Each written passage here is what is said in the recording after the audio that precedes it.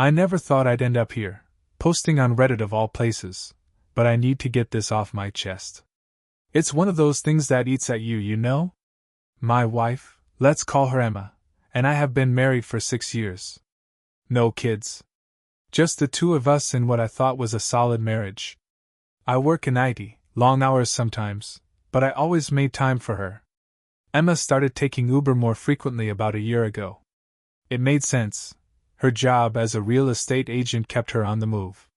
One driver, in particular, kept popping up. His name was Alex. I remember joking about it, saying something like, "Should I be worried you've got a personal chauffeur now?" She laughed it off, of course.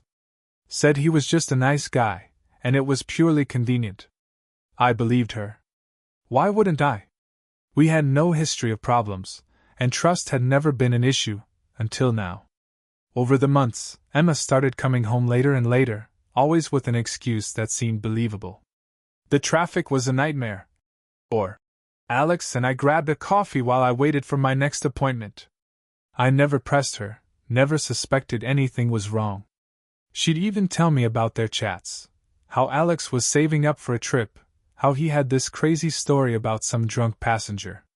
She was so casual about it that I felt like an idiot for even wondering. But something was off. You know when you get that gut feeling, that sense that things just aren't adding up? Emma was more distant, not in a way that was easy to point out, but I could feel the shift. It's like she was right there, but also, not.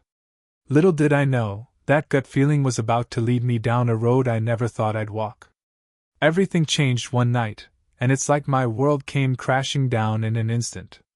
Emma had been acting a bit weird the past few days, more secretive with her phone, stepping out to take calls more often. But again, I trusted her. I thought I was just being paranoid. That evening, she said she was meeting a client on the other side of town. She took an Uber, of course, and like clockwork, it was Alex. Normally, I wouldn't have thought twice about it, but something nagged at me. I couldn't shake the feeling that something was off, so I decided to track her ride through the Uber app. Nothing weird, right? Just keeping tabs because I was concerned for her safety. I noticed the car had been parked for over an hour at some random spot near a park. No offices, no coffee shops, nothing nearby. That's when my stomach dropped. I hopped in my car, driving like a madman, trying to shake the growing dread. My mind was racing, but I kept telling myself I was being ridiculous. She's probably just with a client, I muttered under my breath, gripping the wheel so tight my knuckles turned white. When I arrived, I spotted Alex's car tucked away behind some trees, out of sight from the main road. My heart was pounding out of my chest. I couldn't breathe. I walked closer, barely able to hear anything over the blood rushing in my ears. And then I saw it. Through the fogged-up windows, there they were, Emma and Alex, in the back seat, tangled together in a way I wish I could unsee. My whole body froze. They didn't even notice me at first, too busy with the little activity. I couldn't move, I couldn't think. I just stood there, staring like an idiot, watching my wife betray me right in front of my eyes. Finally, I banged on the window, harder than I meant to. Emma screamed, pulling away from him, and Alex fumbled to cover up, looking like a deer caught in headlights. Emma's face twisted into a mix of shock and rage, like I was the one who did something wrong. The moment I banged on that window, everything spiraled into chaos. Emma's eyes widened, and I could see a flicker of panic before she quickly masked it with indignation. "What the hell are you doing here?" she shouted, her voice laced with that familiar edge of hysteria that I had come to dread. "What the hell am I doing here?" I could barely choke out the words, my heart racing as I fought to process what I had just seen. "You're in a taxi, half naked, with your Uber driver. Is this your idea of a business meeting?" Alex, still flustered, tried to get out of the car, but Emma shoved him back down. "Stay there!" she hissed at him before turning back to me, her demeanor flipping from shock to anger in an instant. "You don't understand. It's not what it looks like." I felt like I was going to explode. "Not what it looks like. You're literally in the back seat of a car with him," I shouted, and I could feel the heat rising in my cheeks. What, were you just giving him a ride? Her face twisted into that familiar, defensive expression, the one that had driven me nuts in the past whenever we argued. You don't know the whole story. It was just a moment. You never pay attention to me anymore, she screamed, her voice rising in a way that made my head spin. I couldn't believe it. She was trying to twist this around on me. A moment? I spat back, my voice shaking. You've been seeing him for months. How long has this been going on? Emma hesitated, her eyes darting between me and Alex. You don't know what you're talking about, she shot back, but the crack in her voice betrayed her. It was just a fling, something I didn't mean to happen. Didn't mean to happen? You think that makes this okay? My mind raced as I tried to make sense of it all. I was furious, hurt, and utterly bewildered. The woman I thought I knew was suddenly unrecognizable. In the middle of our confrontation, Alex, still seated in the car, had the nerve to speak up. Dude, this is none of your business. Just chill out. That only fueled my anger. I stepped forward, ready to confront him, but Emma grabbed my arm. Stop it! Just stop! She yelled, and her voice was a mix of panic and fury. You're embarrassing me! You don't even know how hard this has been for me. I yanked my arm free, struggling to process her words. Hard? You think I don't know hard? You're the one cheating on your husband. You have no idea how much this hurts. But instead of responding with remorse, she just laughed, a hollow, cruel sound. You should have seen this coming. You've been so wrapped up in your work. I felt so alone. I didn't think you cared. It was all too much. I stepped back, my heart racing as reality sank in. This was my wife, the woman I had built a life with, now standing in front of me, screaming about how I'd failed her while she was betraying me with another man. I knew then that there was no coming back from this. The argument escalated, each word piercing deeper than the last. Emma was spiraling into a full-blown hysterics, and it felt surreal to watch. I'd seen her get upset before, but this was something else entirely. She was a storm of anger and denial, and all I could feel was this overwhelming sense of betrayal. You think this is my fault? I shot back, disbelief mingling with hurt. You're the one who made this choice. You're the one who decided to sleep with your driver. Emma turned to Alex, her voice dripping with sarcasm. Thanks for this, she said, rolling her eyes. You've really helped me see how great my husband is. I couldn't believe my ears. She was dragging him into this now. Look, Alex said, trying to take control of the situation. I think it's best if we all just calm down.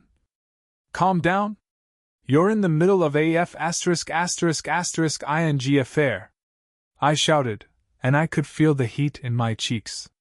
I wanted to knock that smug look off his face, but I knew I had to keep my cool. For now.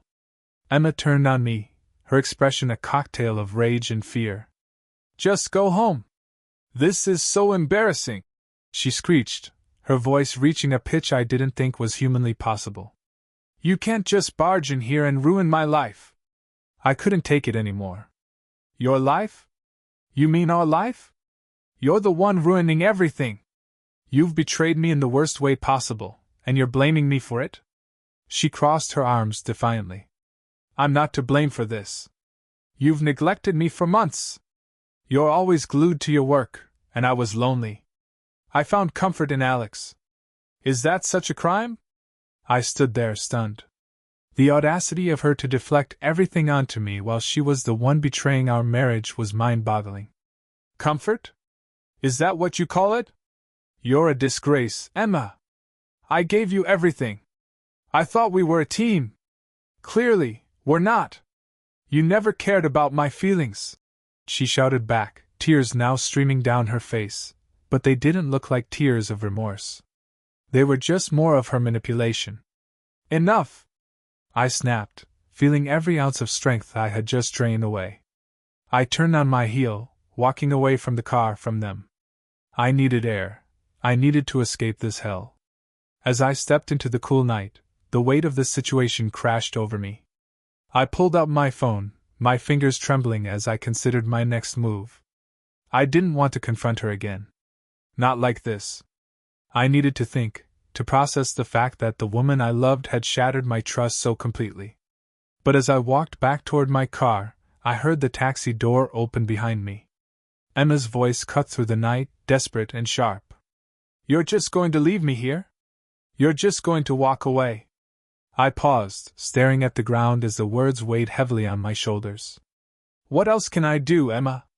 You've made your choice. Don't you dare walk away from me!" she screamed, her voice echoing through the empty street. But I didn't turn back. I got into my car, fighting the urge to scream and cry all at once. The anger, the hurt, the disbelief, it all coiled inside me like a ticking bomb, and I felt like I was about to explode. Driving home, I realized I couldn't just let this slide. I couldn't pretend this wasn't happening. I was done being the good husband who turned a blind eye. I needed to file for divorce. I needed to reclaim my life. But I had no idea how to start that process or how I would ever move on from this. That night was one of the longest of my life. I tossed and turned, replaying everything in my mind. I was flooded with anger, betrayal, and a profound sense of loss. It felt like I was drowning in a sea of confusion. The woman I had built my life with, the one I thought I knew inside and out, had shattered my trust in an instant. I didn't sleep a wink. Instead, I grabbed my laptop, the harsh blue light cutting through the darkness, and started doing research. How do you file for divorce? What do you need to know? I wanted to make sure I had everything in order before confronting Emma again.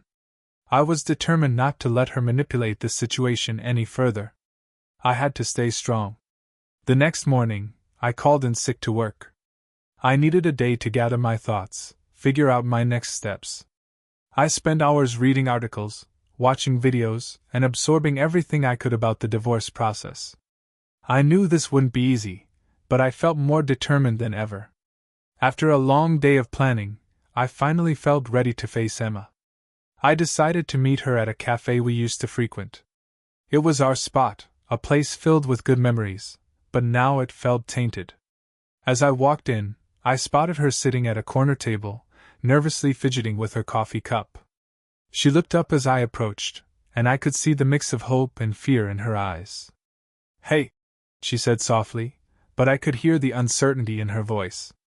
"Hey," I replied, sitting down across from her. The air was thick with tension, and I could feel my heart racing. I had rehearsed this moment in my head a million times, but now that I was here, I wasn't sure where to start. "I'm sorry about last night," she began, but I cut her off. "Let's not do that. You don't get to apologize for something you don't really mean," I said, trying to keep my voice steady. "We both know what happened. We both know you made your choice." Her eyes widened, and she leaned in, desperation creeping into her tone. "I didn't mean for it to happen. It was just a fling. I swear I love you." "Love?" I scoffed, unable to hold back my anger. "If this is what love looks like, I want no part of it. You've shattered everything we built together." She opened her mouth to argue, but I could see the realization dawning on her face. This wasn't just a momentary conflict. I was serious. I had made my decision. "I want a divorce, Emma," I said, watching as her expression transformed from disbelief to sheer panic. "Wait, what? You can't be serious!" she exclaimed, her voice rising as she leaned back, her hands trembling. "You can't just throw everything away because of one mistake." I felt a mix of satisfaction and sorrow at her reaction. "It's not just one mistake, Emma. It's a pattern. You've lied to me, betrayed me, and then tried to shift the blame onto me. I deserve better than this." She looked at me with wide, desperate eyes, and for a moment, I thought I saw a flicker of genuine regret. "Please, just give me another chance. I'll do anything. I'll prove to you that I can change." But I shook my head, my heart heavy. "No, this isn't something we can come back from. I've lost all trust in you. You've made it clear where your loyalties lie." I could see her breaking down in front of me, her facade of confidence crumbling. "What about us? What about everything we've been through? She pleaded, her voice trembling. It's not enough anymore, I replied coldly, feeling a strange mix of grief and relief wash over me. I can't keep pretending everything is okay when it's not. As I stood up to leave, Emma reached out to grab my hand, her grip desperate and frantic. Please don't do this. We can work it out. Just think about it. I pulled my hand away gently, feeling an ache in my chest. There's nothing to think about. This is my decision. I walked away from that cafe feeling oddly liberated yet heartbroken. I had just set in motion the end of my marriage. But I knew I had to stay strong. I was ready to reclaim my life, even if it meant stepping into the unknown. The days that followed were a whirlwind of emotions. I felt numb yet strangely empowered. I spent hours researching everything related to divorce, finding a lawyer, separating our finances, and figuring out how to manage this change in my life. I'd always been the type to bury my feelings, but I was determined to confront this head-on. Emma tried to reach out to me multiple times after our cafe confrontation, but I ignored her calls and texts. I knew I had to set boundaries, to make it clear that I was serious about ending things. Each time my phone buzzed with a message from her, my heart would race, torn between anger and sadness. I wanted to respond, to tell her how betrayed I felt, but I also knew that engaging would only complicate things further. A week later, I met with a divorce lawyer who laid out the options for me. I hadn't anticipated how overwhelming the entire process would be. The paperwork, the legal jargon, and the potential for conflict, it all felt like a tidal wave crashing down. But the lawyer was understanding, guiding me through everything, assuring me I was doing the right thing. I left her office feeling a mixture of fear and relief. I was finally taking control of my life. That evening, as I sat in my apartment, I received an unexpected message from Emma. Can we talk? I promise I'll be honest this time. My heart pounded as I stared at the screen. I debated whether to respond, but ultimately, I decided to ignore it. I was done with her empty promises. However, the next day, she showed up at my office. I was in the middle of a meeting when my assistant discreetly tapped my shoulder, whispering that Emma was in the lobby. I felt a wave of dread wash over me. I had told her no more surprises, yet here she was, determined to break through my walls. I took a deep breath and excused myself, finding her waiting anxiously in the lobby. What are you doing here, Emma? I asked, trying to keep my voice steady. I just need to talk to you. Please, can we go somewhere private? She looked genuinely upset, her eyes red and puffy from crying. Against my better judgment, I nodded and led her to a quiet conference room. As soon as the door closed behind us, she launched into a frantic explanation, trying to win me back. I've been thinking a lot about everything, she said, her voice shaky. I realize how much I've messed up. I was just so lost, and I let my loneliness get the best of me. I swear I'll change. I promise I'll do whatever it takes. Emma, you keep saying that, I interrupted, my patience wearing thin. But words mean nothing after what you did. You can't just say you'll change and expect everything to go back to normal. You broke my trust in the most fundamental way. She took a step closer, desperation etched on her face. Please, just give me one more chance. I'll prove to you that I can be the wife you deserve. We can go to counseling. We can fix this. Fix this? I echoed incredulously. You think a few sessions can undo what's happened? You're not taking any responsibility for your actions. You're still trying to manipulate me into believing it's all my fault. Her expression shifted, anger flaring up again. So you're just going to throw away our whole life together? Just like that? It's not just like that. You made your choice. You decided to cheat. And now you expect me to just forget and move on? Emma's eyes flashed with a mix of rage and desperation. You think I wanted this? I was lonely, and you were never there for me. Maybe if you had actually tried, none of this would have happened. I felt my heart pound in my chest, fighting against the anger rising within me. Stop blaming me for your decisions. You could have talked to me, but instead you chose to betray me. You're the one who ruined our marriage, not me. The silence hung heavy between us, and I could see the realization sinking in. This was no longer about saving our marriage. This was about her not wanting to face the consequences of her actions. "Maybe it's too late," she whispered, her voice barely audible. The fight seemed to leave her, and for a moment I thought I saw a glimpse of the woman I once loved, a mix of vulnerability and regret. But then she quickly hardened again. "You think you can just walk away and be happy without me? You'll regret this."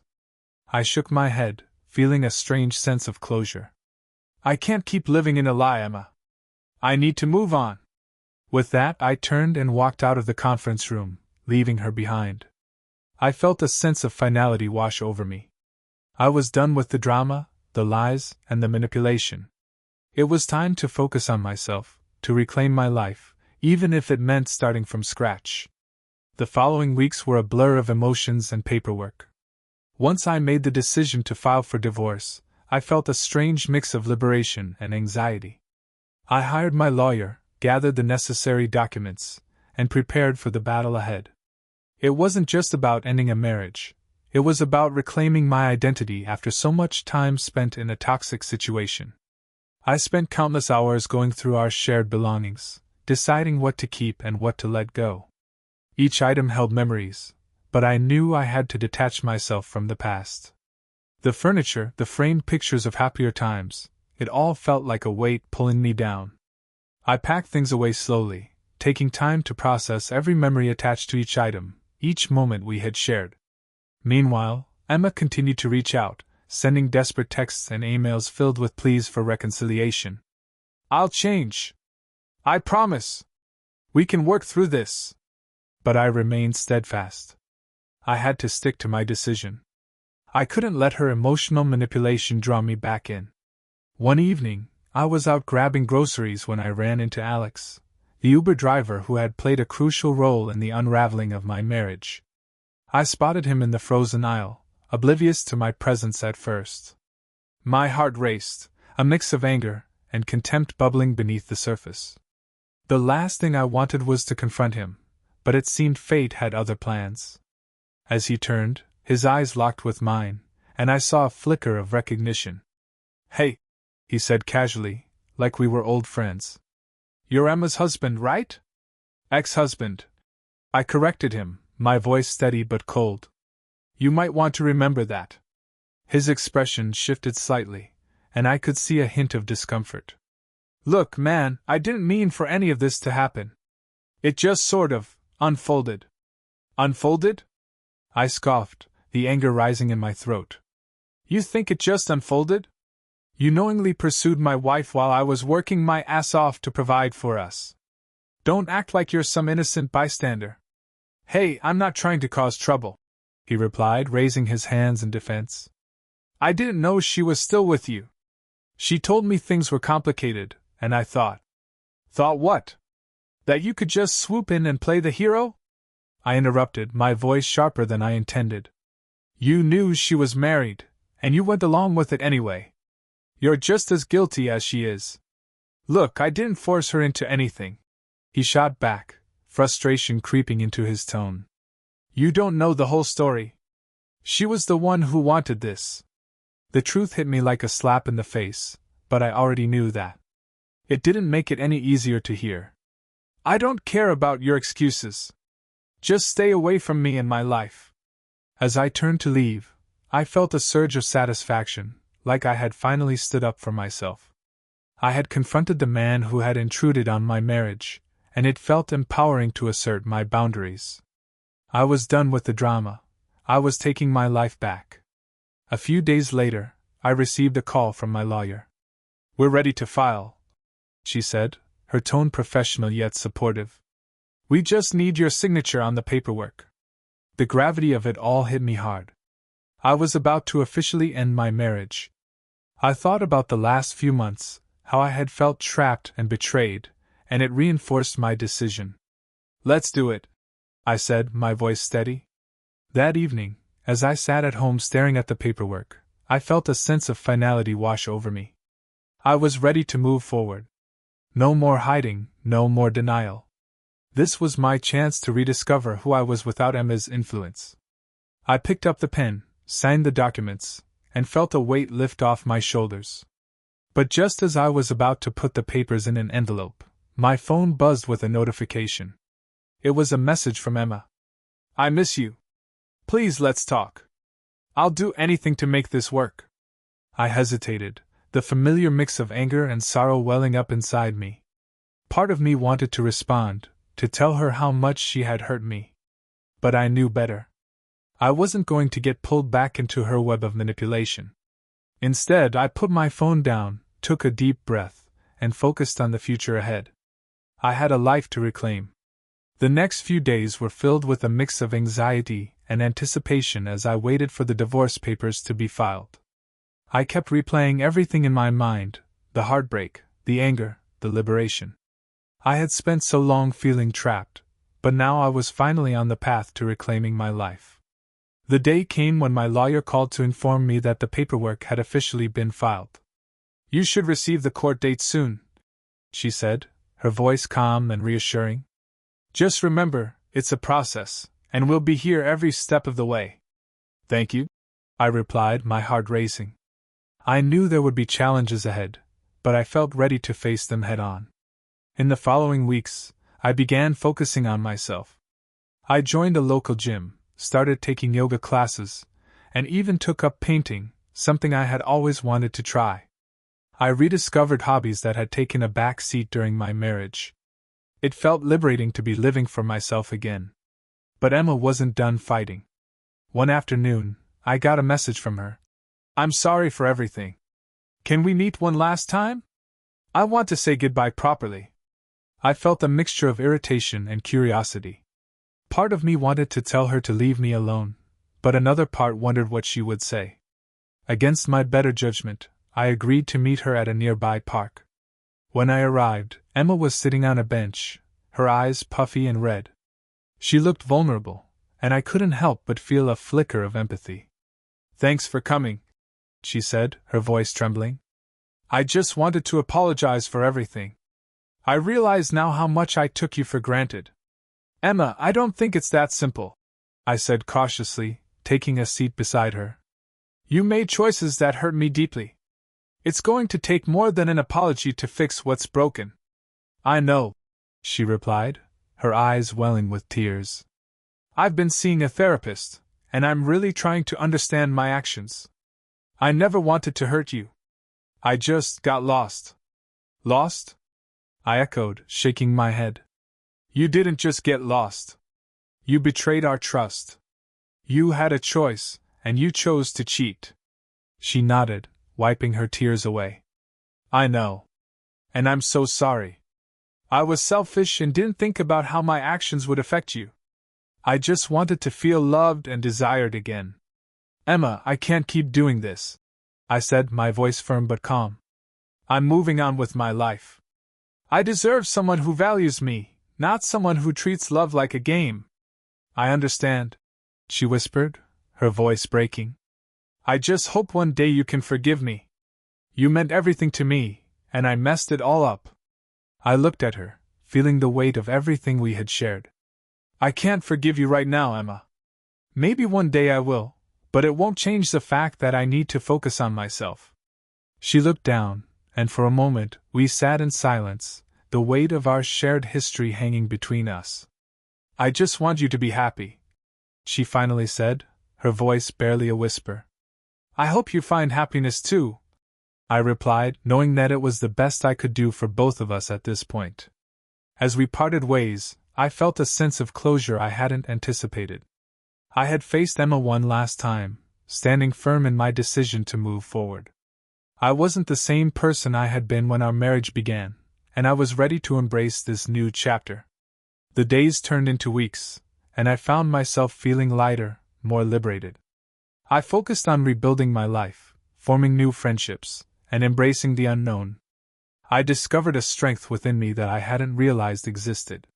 When the court date finally arrived, I sat in the courtroom, my lawyer beside me, feeling a mix of nerves and determination.